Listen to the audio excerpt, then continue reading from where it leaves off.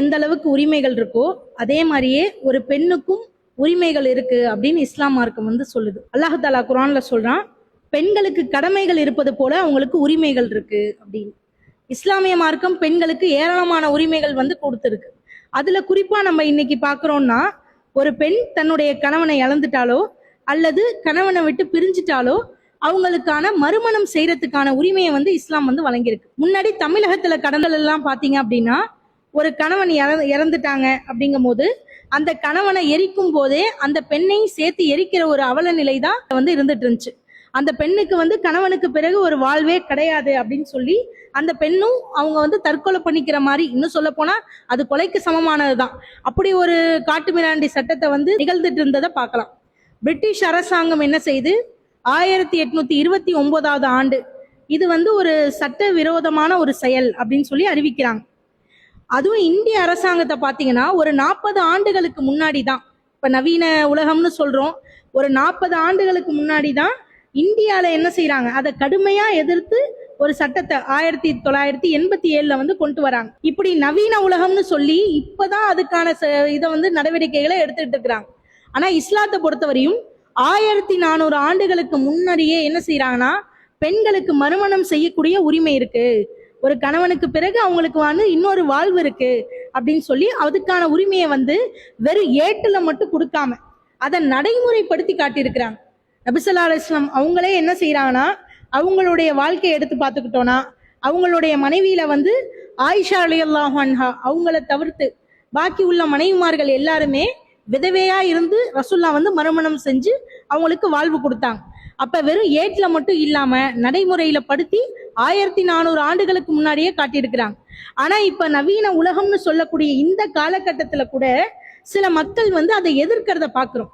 இல்ல அப்படி மறுமணம் செய்யக்கூடிய பெண்களை வந்து இழிவா நினைக்கக்கூடிய ஒரு சூழ்நிலை வந்து இப்ப உள்ள காலத்துல வந்து இருக்கிறத நம்ம பாக்குறோம்.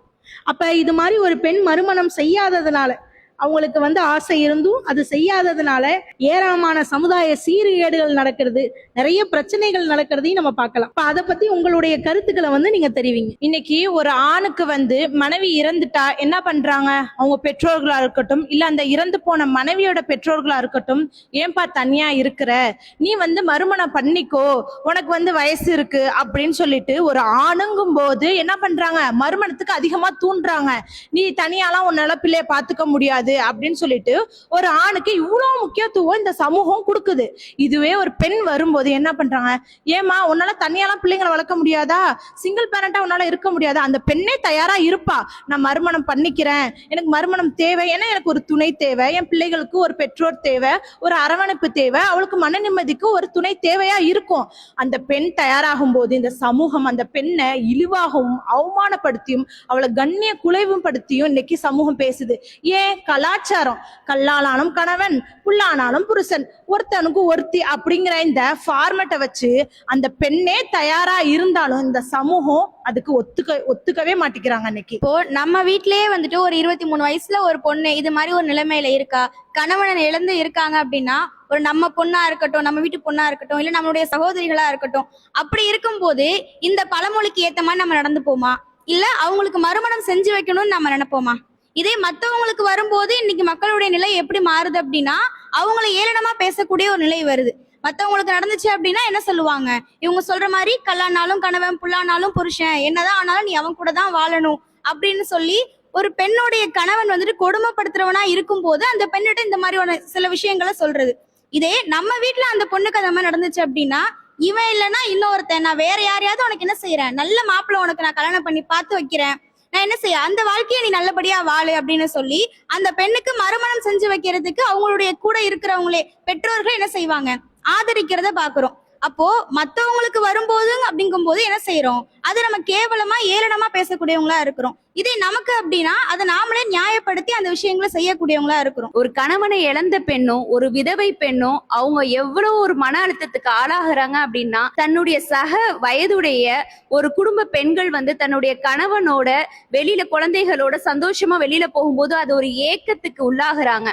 ஒவ்வொரு சபைக்கும் போகும்போது தன்னையே அவங்க வந்து அவாய்ட் பண்ணிக்கிறாங்க. ஏன்னா அந்த சபைக்கு அவங்க சென்றுட்டாங்க அப்படின்னா அவங்கள ஒரு அபசகனம் அப்படின்னு தான் இந்த சமுதாய மக்கள் பார்த்துக்கிட்டு வாழ்ந்துட்டு இருக்காங்க. அதுவும் இல்லாம இப்ப சோசியல் மீடியா இல்லாம ஒண்ணுமே கிடையாது. ஒரு யூடியூபா இருக்கட்டும், இன்ஸ்டாகிராமா இருக்கட்டும், ஃபேஸ்புக்கா இருக்கட்டும், ஒரு கப்புள் கோல்ஸ்ன்னு பண்ணி ஒவ்வொரு ஆனிவர்சரி செலிப்ரேட் பண்றது எல்லாத்தையும் எல்லா பெண்களும் பார்க்க தான் செய்யறாங்க. இதை இந்த விதவை பெண்கள், இந்த கணவனை கைவிடப்பட்ட பெண்கள்லாம் பார்க்கும்போது அவ்வளவு மனசுக்குள்ளேயே ஏங்கி ஏங்கி தவிக்கிற சூழ்நிலைகளை நம்ம பார்க்கிறோம். அவர்களுடைய ஆடையை எப்படி மாத்தி விடுறாங்க அப்படின்னா, வெள்ளை புடவை அணிபவர்களாகவும் அவங்களுடைய ஆடையை அலங்கோலமாக இந்த சமுதாயமே மாற்றுது. ஏன்னா அவங்க மறுமணத்துக்கு தயாராக கூடாதுங்கிற நிலைமை தான் இப்போ. அதனால ஒவ்வொரு பெண்களுமே மறுமணத்துக்கு நம்ம கொண்டு செலுத்துற சமுதாயமா நம்ம இருக்கணும். அதுவும் இல்லாம ஒவ்வொரு பெண்ணும் தன்னுடைய அம்மா வீட்டுல கூட இல்ல, மாமியார் வீட்டுல இருந்து தன் கணவர் மூலியமா பெத்த பிள்ளைகளை அவர்கள் வளர்க்கக்கூடிய சூழ்நிலைகளையும் அந்த மாமியார் மாமனார் தேர்ந்தும் ஏச்சு பேச்சுகளை வாங்கக்கூடியவர்களாகவும், நீ ஒரு கெட்ட சகுனம், நீ வந்ததுனாலதான் என் பையன் மௌத்தா போயிட்டான் அப்படிங்கிற சூழ்நிலையும் இந்த அவங்க நிறைய சமுதாயத்துல சந்திக்கக்கூடியவங்களா இருக்காங்க. ஒரு பெண்ணுக்கு அவங்க கணவன் இறந்துட்டா அம்மா வீட்டுல மட்டும்தான் பிரச்சனை இருக்குன்னு பார்த்தா மாமியார் வீட்லயே இருக்கு. ஆனா தாய் வீட்டுக்கு ஒரு பொண்ணு வந்துட்டான்னு வைங்க, அங்க அதை விடவும் அவ கொடுமையை அனுபவிக்கக்கூடிய ஒரு நிலைமையை இன்னைக்கு நம்மளால பார்க்க முடியுது. இப்ப அம்மா வீட்டுக்கு சில பெண்கள் வந்துடுறாங்க. அவங்க வந்ததுக்கு அப்புறமா அம்மா அப்பா அவங்க கணவன் இறந்து போனப்ப அந்த பொண்ணுகிட்ட கவலைப்படாதம்மா, வா அம்மா இருக்கேன், அத்தா இருக்கோம், அண்ணன் நான் இருக்கேன், தம்பி நான் இருக்கேன், நீ வான்னு சொல்லி தைரியம் கொடுத்து அந்த பெண்ணை கூட்டிட்டு போயிடுவாங்க. எவ்வளவு நாள் அவங்களால பாத்துக்க முடியும்? இன்னைக்கு பல பெண்கள் இந்த மாதிரி தாய் வீட்டுல போய் இருக்கும்போது ஒரு கட்டம் வரைக்கும் அவங்களால நிம்மதியா இருக்க முடியும். எந்த பிரச்சனையும் இல்லாம, எந்த விதமான ஒரு சல்லறையும் இல்லாம அவங்க சந்தோஷமா இருப்பாங்க ஒரு குறிப்பிட்ட காலம் வரைக்கும். அவங்க அத்தா அம்மாக்கு வயசாயிடுச்சுனாலோ, அவங்களுக்கு உடம்பு சரியில்லாம போயிடுச்சுனாலோ, இல்ல அண்ணனுக்கோ தம்பிக்கோ அவங்களுக்கு திருமணமாகி அவங்களுக்கும் ஒரு குடும்பம் வந்துருச்சுன்னு வைங்க, அந்த பெண்ணுடைய நிலைமை அந்த இடத்துல வேற மாதிரி அப்படியே மாறி போயிடுது. அவங்க பொருளாதாரத்தை தேடி ஒரு கட்டத்துல அந்த மனைவியா, அண்ணனோட மனைவியா வரக்கூடிய பெண்ணா இருக்கட்டும் சரி, தம்பியோட மனைவியா வரக்கூடிய அந்த பெண்ணா இருக்கட்டும் சரி, ஒரு கட்டத்துல நல்லவங்களா இருந்தா அவங்களுக்கு ப்ராப்ளம் இல்லை. ஒரு கட்டத்துல கொடுமைப்படுத்துறவங்களாவும் இழிவுபடுத்தக்கூடிய ஒரு பெண்ணாவும் வந்துட்டாங்கன்னா, அந்த பெண்மணி தன்னோட பிள்ளைகளை அழைச்சிக்கிட்டு தனியா ஒரு இடத்துல தனியா வீடு எடுத்து அவங்க பொருளாதாரத்தை தேடி வெளியே போகக்கூடிய ஒரு சூழ்நிலை இன்னைக்கு பெண்களை பார்க்க முடியுது. இந்த பொருளாதாரத்தை தேடி போகும்போது ஒரு பெண்மணி மட்டும் அவ சிங்கிள் மதரா தனியா இருக்கிறான்ற ஒரு சூழ்நிலை மட்டும் அவளுக்கு வந்துருச்சுன்னு வைங்களேன், இப்ப இருக்கக்கூடிய அந்த சமூகத்துல அந்த பெண் படக்கூடிய அந்த ஃபேஸ் பண்ணக்கூடிய விஷயங்கள் இருக்கு பாருங்க, அது சாதாரணமானதா இருக்காது. ஒவ்வொரு பெண்ணும் இன்னைக்கு பல பெண்கள் வெளியே சொல்ல முடியாத அளவுக்கு பிரச்சனைகளை ஃபேஸ் பண்ணிட்டு இருக்கிறத நம்மளால பார்க்க முடியுது. பொருளாதாரத்தை தேடி ஒரு இடத்துக்கு ஒரு பொண்ணு வேலைக்கு போறான்னு வைங்களேன், அங்க இருக்கக்கூடிய ஆண்கள் பாலியல் சீண்டலுங்கிற முறையில தப்பா பேசுறது, தப்பா அழைக்கிறது. இவளுக்கு தான் யாருமே இல்லையே, யார் என்ன கேள்வி கேட்க போறாங்க? அண்ணங்காரனும் கண்டுக்க மாட்டாங்க, அத்தா அம்மா வயசானவங்க, இந்த பொண்ணு கேள்வி கேட்க யாரும் இல்லை, நம்ம என்ன வேணாலும் பண்ணலாம், அவங்க பயந்து தானே ஆகணும், பிள்ளைக்காக அவங்க சம்பாரிச்சு தானே ஆகணும். ஏன் இடையில நம்மளால நியூஸ்ல எல்லாம் பாக்குறோமா இல்லையா, விதவை பெண்களையா குறி வச்சு ஒருத்தன் என்ன செய்யறான், அவங்கள்ட்ட பணம் பறிக்கிற வேலைய திருமண ஆசையை காட்டி அவங்கள வழிக்கெடுத்து அவங்கள்ட்ட இருந்து நகை பணம்னு எல்லாத்தையும் பிடுங்கிக்கிட்டு அந்த பெண்களை ஒரு எப்படி திக்கற்ற ஒரு நிலைக்கு கொண்டு விடக்கூடிய நிலைமைகள் எல்லாம் இன்னைக்கு நியூஸ் சேனல்ல வரக்கூடிய நியூஸ் மூலியமா நம்மளால தெரிஞ்சுக்க முடியுது.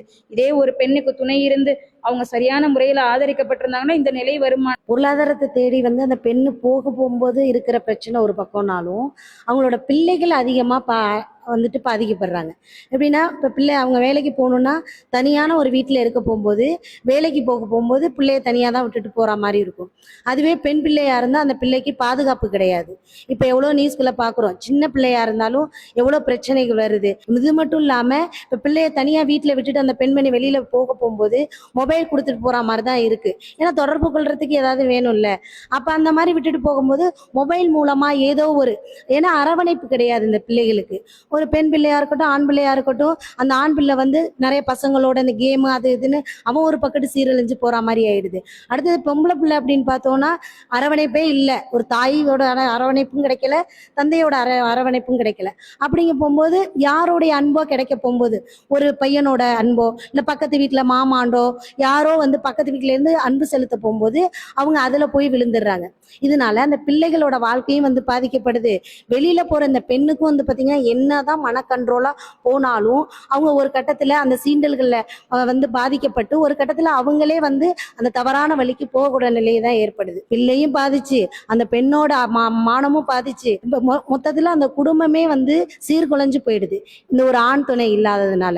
சகோதரி சொல்ற மாதிரி அந்த பெண்கள் வந்து திருமணத்துக்கு அப்புறம் அவங்களுக்கு விதவையாக்கப்பட்டாலோ இல்ல கணவனை இழந்து தனியா இருக்கும் பொழுது அவங்க வந்து பொருளாதாரத்தை தேடி போறாங்க, ஒரு கட்டம் பிள்ளைங்களும் பாதிக்கப்படுது. அது மட்டும் இல்லாம அந்த பெண்மணி வந்து ஒரு எவ்வளவு நாள் தன்னுடைய ஆசைகளை அவ அடக்கிட்டு இருப்பா, அவளுக்குன்னு தேவைகள் இருக்கும் போது அவ தவறான பாதையை நோக்கி ஒரு போகக்கூடிய ஒரு சூழலும் இது அமையுது. இது ஒரு கட்டத்துல கொலை செய்யற அளவுக்கு போகுதுன்னு பார்த்தா ஒரு கட்டத்துல என்ன ஆயிடுறாங்க, ஒரு தவறான கணவர் நம்மளுக்கு கிடைச்சிட்டா அந்த வாழ்க்கையை அந்த பிள்ளைங்களால வாழ முடியாம மன உளைச்சலுக்கு ஆளாகி தம் பெற்றோர்கள்கிட்ட என்னன்னா கல்யாணம் பண்ணி வைக்கும் போதே அந்த பெற்றோர்கள் என்ன பண்றாங்க, ஒரு பதில சொல்லியே அனுப்புறாங்க. அறிவுரை என்ற பேர்ல என்ன கஷ்டங்கள் வந்தாலும் என்ன துன்பங்கள் வந்தாலும் நீ அதெல்லாம் சகிச்சுக்கோமா, சகிச்சுக்கிட்டு நீ அந்த கணவரோட தான் நீ வாழணும், ஒருத்தனுக்கு ஒருத்தி தான் அப்படின்ற ஒரு இதை வந்து அந்த பிள்ளையோடைய உள்ளத்துல பதிய வச்சிடுறாங்க. வளர்க்கும் போதுதான் பிள்ளைங்களை பலகீனமா வளர்க்குறோம் பார்த்தா திருமணம் பண்ணி அனுப்பும் போதும் என்ன சொல்லிதான் அனுப்புறோம், எதா இருந்தாலும் பொறுத்துக்கோ, அந்த பிள்ளைங்களை திணிச்சு அனுப்பிடுறோம். அதுங்க அந்த வீட்டுல வந்து ஒரு கொடுமையை அனுபவிக்கும் போது ஒரு வேதனையை அனுபவிக்கும் போது அதை தாய் தந்தை கிட்ட சொல்லும் போது என்ன பண்றாங்க, சரிம்மா நீ அவ்வளவு கஷ்டத்தை அனுபவிக்கிறியா, அந்த வாழ்க்கை உனக்கு வேணாம், நீ வந்துரு, உனக்கு ஒரு சிறந்த வாழ்க்கையை நாங்க அமைச்சு தரோம் அப்படின்னு அந்த பெற்றோர்கள் கிட்ட இருந்து ஆறுதல் கிடைச்சிச்சுன்னா அந்த பிள்ளைங்க அதை விட்டு வெளியே வந்துருங்க. ஆனா இன்னைக்கு என்ன பண்றாங்க, சகிச்சுக்கோமா, அதெல்லாம் சகிச்சுக்கிட்டு தான் வாழணும், இதை விட கொடுமைலாம் எவ்வளவு பிள்ளைங்க அனுபவிக்குது அப்படின்ற ஒரு வார்த்தையில அந்த பிள்ளை என்ன ஆகுது, நம்ம தாய் வீட்டிலையும் நம்மளுக்கு அரவணைப்பு இல்லை, இங்கேயும் நம்ம கொடுமையை அனுபவிக்கிறோம், இப்படிப்பட்ட ஒரு வாழ்க்கையை நம்ம வாழணுமா அப்படின்னு சொல்லி தன்னுடைய உயிரையே என்ன பண்ணுதுங்க, மாற்றிக்கிற ஒரு நிலைமைக்கெல்லாம் ஆளாக்கப்படுது. அப்போ இந்த மறு திருமணம் என்ப ஒரு உறவு என்பது வந்து அந்த பெண்ணுக்கு நல்ல முறையில அமைந்துச்சுன்னா பிரச்சனை இல்லை. அந்த திருமண உறவு அதுக்கு சரியான முறையில அமையலன்னும் போது அந்த பெண் தனிமையாக்கப்படும் பொழுது சுற்றிலும் உள்ள உறவுகளும் ஏன் இன்னைக்கு பிள்ளைகள் என்ன பண்ணலாம், தாய் இறந்துட்டாங்க அப்படின்னா தந்தைக்கு மறுமணம் செய்யறதுக்கு இன்னைக்கு பிள்ளைகள் முன் வராங்க. ஆனா தாய்க்கு மறுமணம் செய்யணும் அப்படின்னா அது ஒரு கேவலமா பிள்ளைகளே கருதுறாங்க. ஏன் அப்படின்னா தந்தைக்கு மறுமணம் செஞ்சு வைக்கிறது காரணம் என்ன, இவரை நாளைக்கு நம்ம வயசான காலத்துல இவரை வச்சு நம்ம பொண்டாட்டி பார்க்க முடியுமா, அவ கஷ்டப்படுவா அப்படின்னு சொல்லிட்டு என்ன பண்றாங்கன்னா தந்தைக்கு வேற ஒரு கல்யாணத்தை பண்ணி வச்சிருவோம் அப்படின்னு பண்றாங்க. இதே தாயின்னும் போது அது அசிங்கம், ஒருத்தனோட போய் நம்ம தாய் வாழ்றதுன்ற நம்மளால ஏத்துக்க முடியுமா, நம்மளோட இருந்துகிட்டோம், நம்ம பொண்டாட்டிய பாத்துக்கிட்டு நம்ம பிள்ளைகளை பாத்துக்கிட்டு நம்ம வீட்டுல ஒரு அடிமை மாதிரி சம்பளம் கொடுக்காத ஒரு வேலைக்காரி மாதிரி இன்னைக்கு தாயை தான் பக்கத்திலே வச்சுக்கிறாங்க. அதாவது தாய் சந்தோஷமா இருக்கிறத விட நம்ம கிட்ட இருந்தா அவ ஒரு இப்படி இருந்துட்டு போயிடட்டும், அதை விட இந்த மறுமணம் பண்ணி அந்த அசிங்கத்தெல்லாம் நம்ம பார்க்க வேணாம் அப்படின்ற ஒரு அசிங்கம் அப்படின்றதே இந்த மறுமணத்தை கருதக்கூடியவங்களாக இருக்காங்க. இதனாலதான் நிறைய பெண்கள் என்ன பண்றாங்க, இந்த சமுதாயத்துல ரொம்ப பாதிப்புக்கு உள்ளாக்கப்படுறாங்க.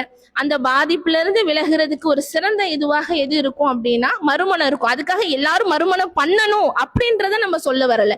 எந்த பெண்கள் மறுமணத்துக்கு தயாரா இருக்கிறாங்களோ அவங்கள நம்ம என்ன பண்ணக்கூடாது, இழிவா பாக்குறதோ இழிவான நிலையில அவங்கள தள்ளுறதோ இழிவா அவங்கள பேசுறதோ இந்த சமுதாயம் செய்யாம இருந்தாலே இந்த பெண் உரிமை என்பது ஒரு சிறந்த ஒரு உரிமையாக அந்த பெண்களுக்கு கிடைக்கும். அல்லாஹு அக்பர், அல்லாஹ்